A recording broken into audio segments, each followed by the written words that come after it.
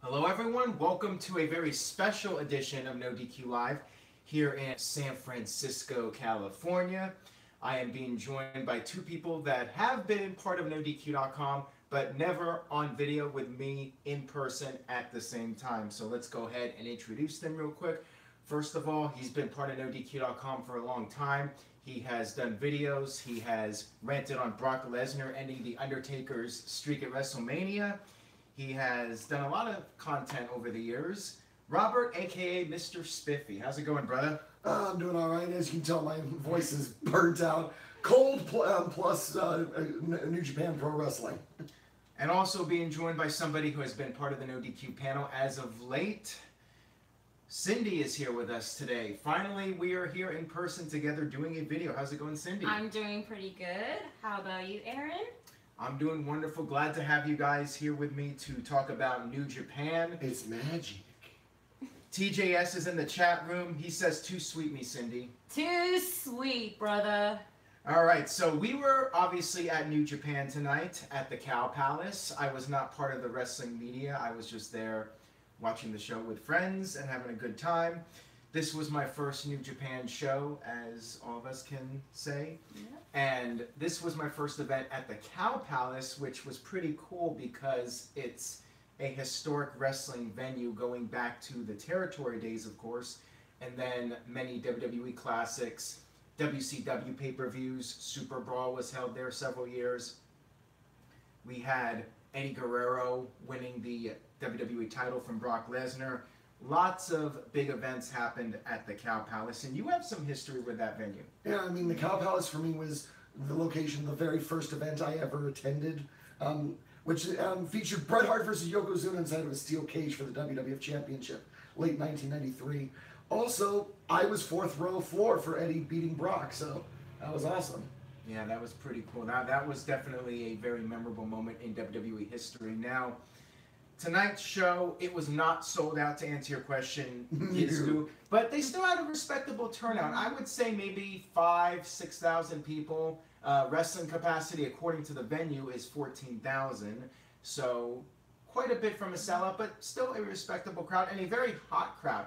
As people pointed out on social media, the important thing was that there was a big turnout. There was a lot of people there, and they were very much into what they were watching. So Cindy, your overall thoughts on the show, did it live up to your own personal expectations? Well, honestly, it did live up to a higher expectation. I mean, coming to see New Japan Pro live, first in person, and also, as you guys know, in the East Coast, 2 days actually my birthday, which in the West Coast is Whoa, hold on. It's actually your birthday right now on the East Coast. Yes. So we have to sing.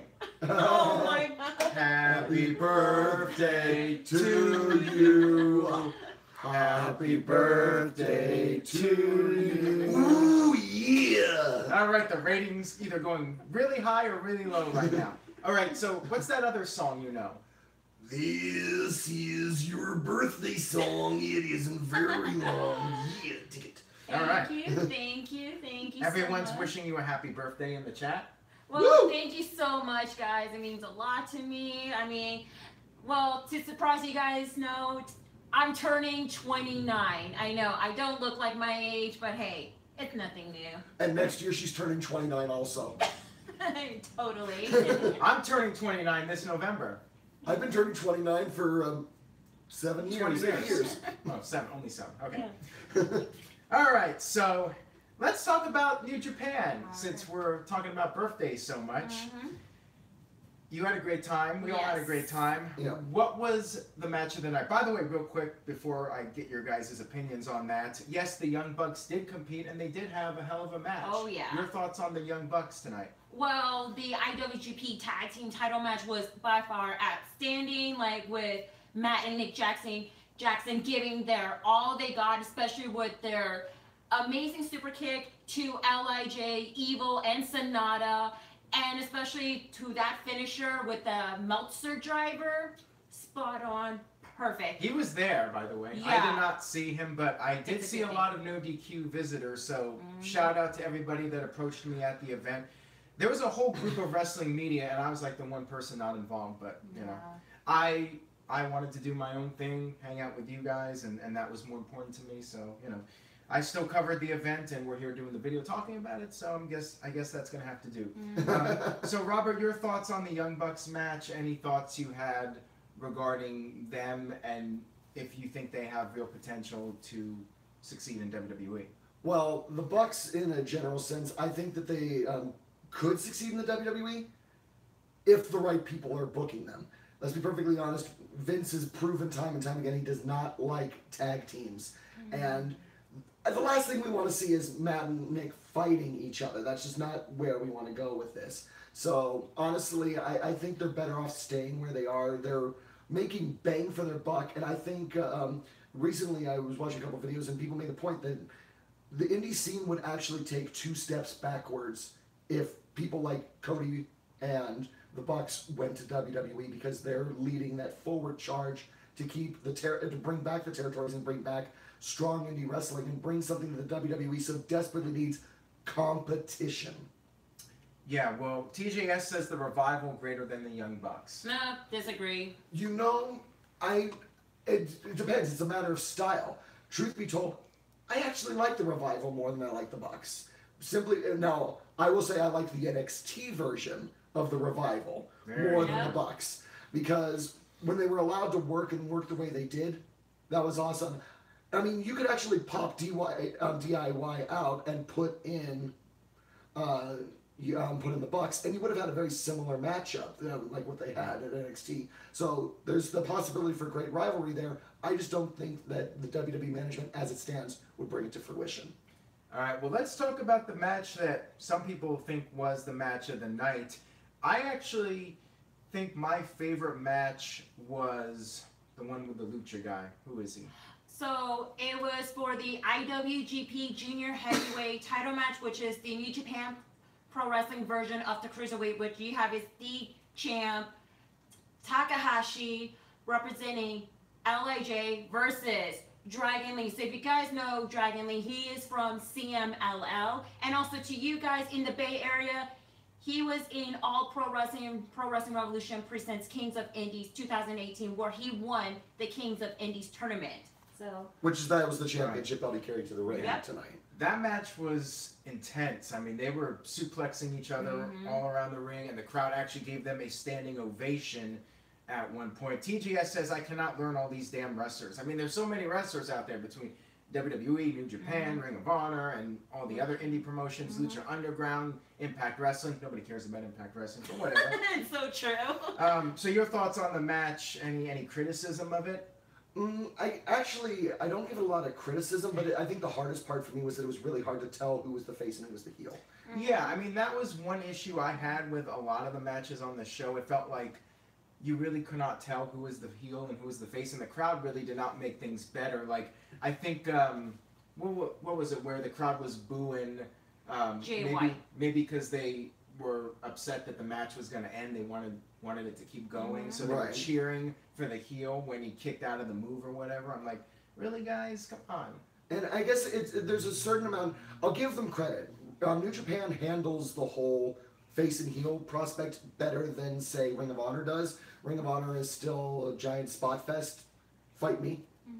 And honestly, I gotta say, Japan steps it up a bit, but until you hit that main event tier, like right about the U.S. title and the light heavyweight title, I didn't care which side won until it reached that point. And they did pace themselves well with this show. The opening match was the opening match. It wasn't too crazy, too many spots. They saved the big moments for the later matches. So let's talk about the U.S. title match. Your thoughts on that one? Well, the U.S. title match between Switchblade Jay White versus Juice Robinson. So to you guys who watched NXT years ago, formerly known as CJ Parker, by far, in my opinion, that is by far the best match of the night. Like, both guys, holy crap. They were both killing each other at some, especially with Jay White, which actually met him last October. He's a pretty cool guy, but he is a heel. But ironically, he is part of Chaos, which is a babyface stable. So it was pretty interesting that everybody was booing for Jay and then cheering more for Juice Robinson. I think it's like more of like, you know, the whole US and a foreigner type of like matches that we all typically see before, but it's like more into like a higher intensity level so far. And apparently it's pretty much a really great storyline. As I stated in the predictions video, like they've been going at it ever since Dominion, and then leading up to this particular show is by far awesome. And there's like a lot of like hitting spot outside of the ring as well, especially the one where Jay White did push Juice Robinson towards the commentary table, which it actually hit good old Jim Ross. And Josh Barnett, who came in and got in the ring actually for a minute there. So that was a cool moment, and everyone popped, of course, for Jim Ross. I liked the fact that Jay White actually acted like a heel in this match, and it was one of the few matches on this show where the heel was actually playing to the crowd and trying to get the fans under his skin, or under their skin, I should say. Your thoughts on the match and anything else you'd like to add to it? Well, when I watched Dominion, which that was the first New Japan show I'd ever actually sat and watched in its entirety, when I saw the tag team match and I saw Juice Robinson get the pinfall over Jay White, I knew that coming into San Francisco, it was going to be a U.S. title match, and I was stoked. And this match delivered on the level that I expected it to. And I'm watching formerly C.J. Parker Juice Robinson work outside of all of his MFers that he seems to drop in his promos. None in this video. Yeah, but when Juice was dropping all of those, outside of that, I think WWE really missed the boat on that one. Letting him go, but you never say never. Things can always change. It wasn't like he burnt that bridge or anything like that. He just sort of peacefully went over that bridge. Ha ha ha. C.J. Parker was happy. But as for the match, I actually enjoyed the fact that there was a good, solid storyline. You didn't have to actually know the story to see the story in front of you and actually read it. And if you can get that in a live event, and if you can get that coming over on pay-per-view, you've done well and you've actually performed a matchup, which is why for me that was match of the night, which leads of course to the main event, which I feel was good but didn't deliver on the level I expected. Alright, so let's talk about that real quick. Jericho was not there, and as More Faves points out, he does not want to do any shows in the United States out of respect to WWE. So don't step on Vince's toes if you can help it. No Mysterio, no Jericho on this show. Maybe they would have drawn a few thousand more people. Who knows? And can I add my final thought of the match? So in my prediction video, I did choose Jay White to retain the title, and after seeing that match, I actually kind of regret like my pick so far, because knowing that how Juice has been giving his level of capacity, especially wrestle with one hand, because as you guys know, if he used his broken hand in a cast, he'll be disqualified, which, you know, he already did, but the ref is not looking. So far, I give utter respect to Juice Robinson, sorry. It's been a long night, you guys, and plus, it's my birthday also, so... Cut her some slack, people. Yeah. So, by far, I give more respect to Juice Robinson than Jay White, of course. And I'm looking forward to what's going to happen in the near future. Like, I would like to see Juice Robinson versus possibly one of the members of the Bullet Club to compete for the United States title. We'll see. I just think it's kind of funny that WWE always had the habit of, like, if you put a specific region to a championship, the first champion is always from that specific region. New Japan didn't do that. First champion was Canadian, second champion was New Zealand. Took the third champion to be an actual U.S. citizen. America. Good old JM Jeff Meacham has joined us in the chat room, and hey Jeff. The crowd was extremely hot. Like I said, it wasn't a sellout, but the crowd was red hot for the show. They really enjoyed it. So let's talk about the main event, which was the American Nightmare Cody Rhodes against the Terminator Man Kenny Omega, coming out with his big entrance. Actually, both of them had big entrances. Cody came out like the Macho Man Randy Savage. Do the impression again? Ooh, yeah. Although, honestly, the colors reminded me a bit more of King Mabel. Actually, his gear reminded me of Hollywood Hogan with the belt, the weight belt, the white weight belt, the white boots, and the black trunks. Kind of had like that Hulk Hogan vibe. Oh, we forgot to mention Haku. Haku was in that opening match. Yes. That was cool. That was a fun, nostalgic. And as a 30-year fan, that was just like, okay, here was a checkbox on my list that I never knew I wanted until I found out about it. We got to see the Tongan Death Grip. Oh live. yeah, That was like during the 10-man tag team match between Chaos versus the OG Bullet Club, which we'll get into that after the whole main event segment. How sad is it that these guys do all these flips and high spots where they don't sell anything, and all Haku has to do is a Tongan Death Grip. Right on the chin. And I get the biggest reaction. I get the biggest reaction. Let's see. Tap Out Nick says you sound like you're from Jersey. Thank you for that. I do watch. I'm the one. My parents are from New Jersey. Yeah, I do watch Jersey Shore. Well, this is my Whoa. guilty pleasure confession. Well, I watch Total Divas, so Yeah. So what do you want? Actually, although my guilty pleasure is No Holds Barred. Yeah. Yeah, so TGS says is Kenny Omega a face? Yeah, he is a face. He is a face, which we'll get into that while we talk about the main event. Yes, so Kenny Omega, Cody Rhodes, rematch from Ring of Honor. This was like a tables, ladders, and chairs special. We had the tables, people going through tables. We had chairs. We had the ladder brought out. And then one of the craziest moments, maybe the biggest spot of the show, was the superplex. Cody Rhodes superplexing Kenny Omega all the way from the top of the ladder to the floor. Yeah. Something straight out of like the 2000 era of TLC. And that thrown powerbomb to the table, that was a scary spot. Oh, Especially it when the table didn't just... Well, like just the one, like Botchamania. That's Yeah, kind of like a little bit of a botch moment. Yes, So- I could hear the laughing table in my head when I saw that. Yeah. Yeah. So who in the chat room watched this on AXS? Just curious. Leave a comment and let us know.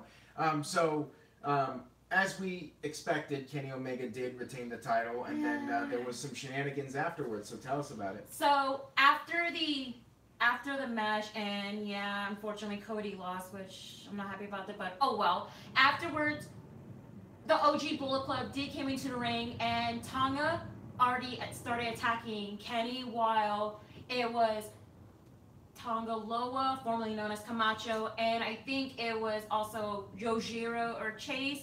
They were in the ring and they were attacking Kenny and the Young Bucks. So you guys, as I stated before, and I already knew it's gonna happen, that we're gonna see a Bullet Club civil war between the OG Bullet Club, which is Tonga, Loa, Yojiro Takahashi, Chase Owens, Haku Leo, also King Haku, Bad Luck Fale, which I'm surprisingly he's not there, and especially Ishimori also, versus the current member of the Bullet Club, Matt and Nick Jackson, Hangman Adam Page, Marty Scurll, and Kenny.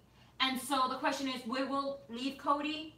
Who knows? But there is some reports that Cody's gonna be starting some shows very soon. So that's why he had to like go back to his natural hair color instead of the blonde. Yeah. Which, frankly, I think it looks better. Yeah, Yeah, I agree. So to me, I'm not shocked about the ending overall because I knew it's gonna happen, and it looks like it's probably gonna be the next feud going on between Kenny and Tonga. I mean, think of it. Haku for NWJP. Yeah. Okay. Nelson left a $2 super chat donation. Did you guys enjoy this show better than WWE? Depends on which WWE show I've been to. Yeah, I think I enjoyed Money in the Bank and NXT a little bit more, but you know, I'm not the biggest New Japan guy. Sorry, everyone. I definitely liked it better than the house show I went to the night before SummerSlam a few years ago. Yeah. Well, you guys know that I've been watching tons of promotional pay-per-views from Ring of Honor, New Japan, and especially Impact Wrestling and WWE. Honestly, to say is with New Japan, it is pretty much tad better than WWE. But in my opinion, I'm gonna have to say this real quick. Honestly, the G1 Special definitely top it up. But I feel that NXT Takeover Chicago 2 is still pay-per-view of the year in my book. All right. So your thoughts on it compared to WWE, compared to Money in the Bank? I was at NXT Money in the Bank and this. I personally enjoyed Money in the Bank and NXT more, but that's just me.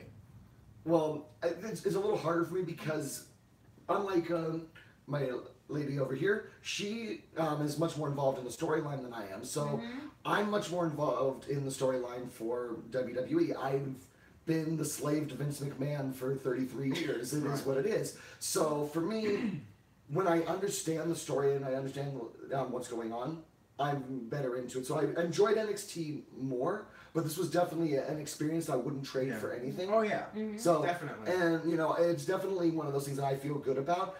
If I were to say that the U.S. title match from tonight, I think outdid a number of the matches on the NXT card, but did not beat out Gargano and Tommaso Ciampa too. All right, TGS says rank them, you guys. G1, NXT, or Money in the Bank. Okay. Well, this might be controversial, but I'm going to say New Japan third, NXT second, and Money in the Bank first, believe it or not. Some might disagree with me on that, but I noticed myself when I was at NXT, I was like Virtue. Virtue was worse than me. I'm just going to say this. Virtue was there nitpicking and being a critic, and I was kind of doing the same thing. But at Money in the Bank, I found myself actually being a fan like everybody else and just getting into it more. So I have to say Money in the Bank personally, but maybe that's just the sports entertainment fan in me. I like the characters, I like storylines, and New Japan is good, great athleticism, but I have to admit I had a little bit of a disconnect with some of the characters, and I think most of their theme music is crap, quite frankly, but I do like Cody's theme. I think his theme song is awesome.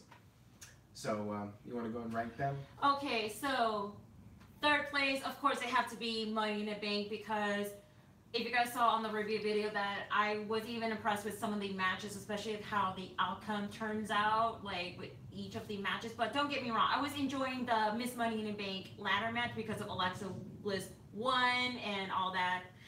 And second place, and I'm gonna have to say is, and I'm so sorry you guys, it's gonna have to be the G1 Special, because I keep up with some of the storyline goes, and there's like some that I kind of like having a little bit of like well, you can say a disagreement going on, and especially it have to be for the tag team title match. So that's why it's kind of like I have to bump it down to second tier. So first place always would have to be NXT TakeOver Chicago 2. And to sum it all up, like I feel that with Johnny Gargano and Tommaso Ciampa's match comparing to Juice Robinson and Jay White's match, I feel that this one is like a little bit higher than the IWGP United States title match. You know, I feel like the energy goes from the audience is still the same. I feel like I'm still watching like TakeOver for the most part. And especially Jay White did have, like, I would like to call it the Tommaso Ciampa treatment, which you guys know, like, with the cussing going on and whatnot. Actually being a heel, which is nice. Yeah, exactly. But the difference is that TakeOver, it was for a street fight, and the other one is for the title, which obviously Juice Robinson did win the title. So that's why I have to go for TakeOver for the top pick. Yeah. Nelson left a $2 super chat donation. Did this show make you a fan of Kenny Omega? I think we were all fans of him prior to this. Yeah. I love his work with New Day, just on the whole stuff at E3. He's going to be, he will be WWE champion one day. People say, oh, they're going to misuse him. He will be a top guy there. He will be WWE champion one day. I will make that prediction right now. I am on the record saying that. Your rankings of the shows. Well, for me, number one was NXT. But I have to actually put the G1 and Money in the Bank at about the same level with each other, because there are certain matches that I think wash each other out. Like I think that like the tag team championship match, while it was very good, could easily mark on par with the tag team championship match from the G1 Special. You have the U.S. title match. I think ran very well with the Lars Sullivan Aleister Black match. But I think what sorry, wrong. I'm matching up the wrong shows. Fail. You're Fail. I'm good. No, but I like the. I think there were certain things if you just kind of that it washed. I think the one that kind of hurt was that hurt Money in the Bank overall was actually too much Nakamura AJ Styles, and Nakamura's heel turn is worthless without him winning a championship. And if he doesn't become United States champion, then it's all over but the crying. yeah, I gotta wash my hands at that point. All right.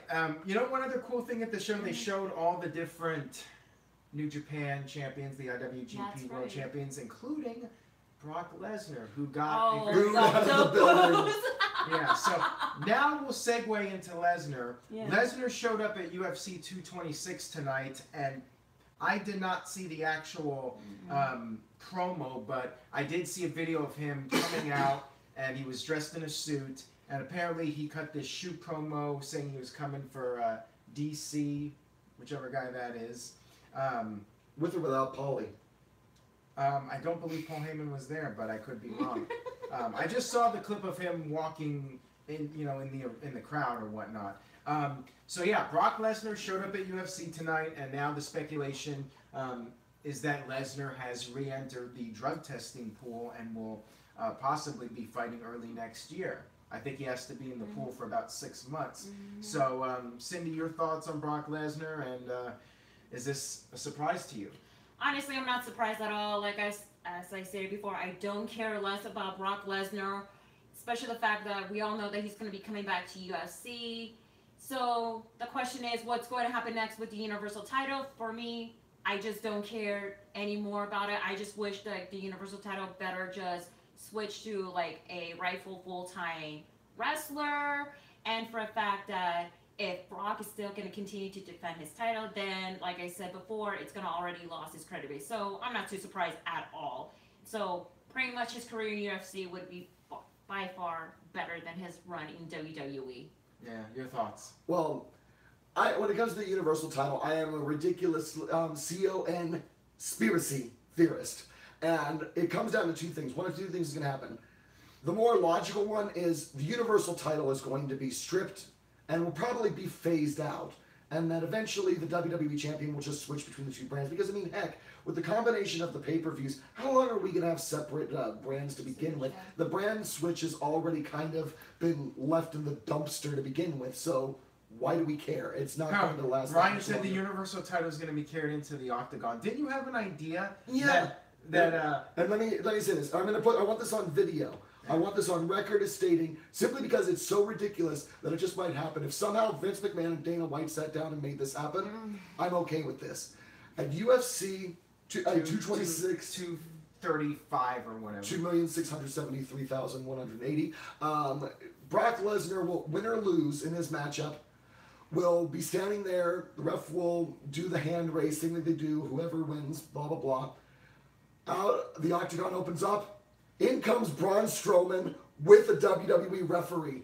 Hits him from behind with the Money in the Bank briefcase. Referee counts 1, 2, 3. Braun Strowman becomes WWE Universal Champion at the UFC. If that happens, I will give 5 people a free NoDQ.com t-shirt. Not 1, not 2, not 3, not 4, not 4. Cinco. I screwed that up. 3 ain't enough. He's giving 5. 5. I got, yeah.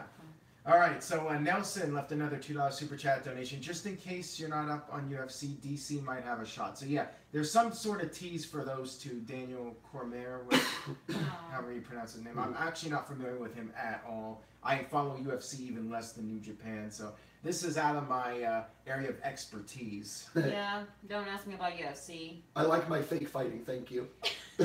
I do too. I love my fake fighting, but I love my soap opera, my male soap opera, and female soap opera too. Right. So that's all we got for tonight. We'll go ahead and wrap up this live video. Thank you all for tuning in very late for this.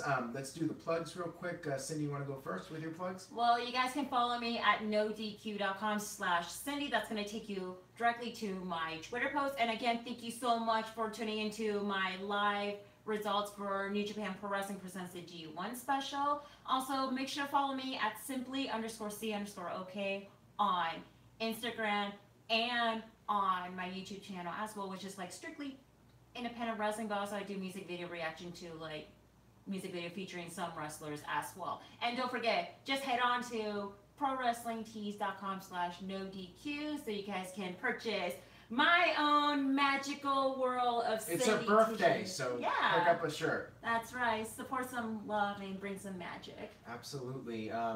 Yeah, I mispronounced DC's name, but I don't care. You notice I didn't say any of the Japanese wrestlers' names because I'm not even gonna try with these guys. Okada, his first name. Anybody want to try it now? Katsuhichu. Like I said, I cannot pronounce it for the life of me. I think it's Katsuhiko or something. Nelson says, left a $2 super chat donation. Do you guys see NXT doing a crossover in New Japan? No. No. No.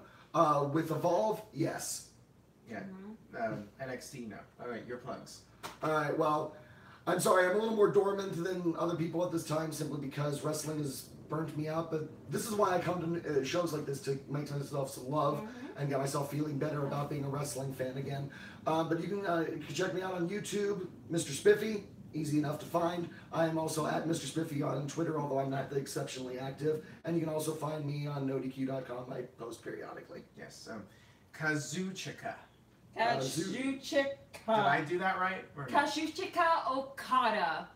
I'm gonna have to say that 3 times fast. Kazuchika Okada. Kazuchika. I had to practice it if I wanted to make any more of New Japan Pro Wrestling predictions video, Arian. I watch anime, and I should be able to do this. I pronounce Japanese names all the time when I watch anime. Of course, Ranma's just easier to say. Everyone's wishing you happy birthday. Again, thank you so much for the birthday wishes, you guys. Peace out. Thank you for the birthday wishes.